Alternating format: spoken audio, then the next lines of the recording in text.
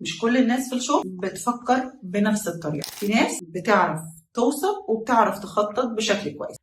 يعني الشخص اللي بيعرف يفكر بشكل كبير وبيبعد عن التفاصيل الصغيرة وبيفكر احنا ليه بنعمل كده وازاي نوصل للهدف الكبير، ودايما بيسأل عن نتائج في المدى الطويل، اعرف على طول ان انت بتتعامل مع عقلية استراتيجية. الشخص ده عنده صفات واضحة جدا في التصرفات بتاعته، بيربط بين الشغل وما بين الرؤية الكبيرة سواء للشركة او للفريق بتاعه. بيعرف يحدد اولويات واضحة، ما بيضيعش وقت، على طول احنا عايزين نعمل ايه. بيشوف الفرص، بيشوف التحديات، بيعرف يستخدم الموارد المتاحة، وبنقول عليه بيعرف يغزل برجل حمار. مثال من الواقع، في مشروع متعطل كل الناس قاعدة ومركزة، المشكلة دي حصلت احنا نتصرف ازاي. هو ما بيفكرش بالطريقة دي، بيبتدي يسأل نفسه هو احنا ليه وقعنا في المشكلة دي اصلا، وبيفكر كمان ازاي ان احنا نقدر ان احنا ما نقعش فيه.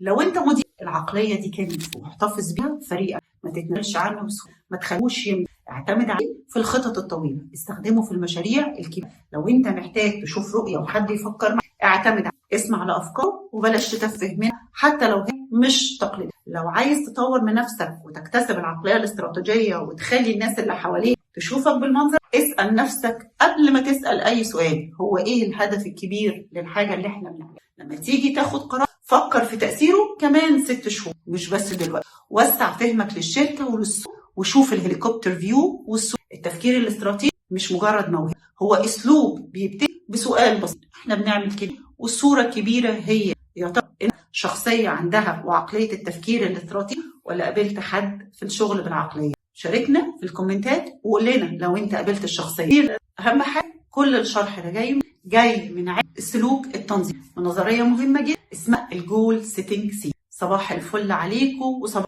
ان في علم موجود في الحياة ويطبق بسهولة.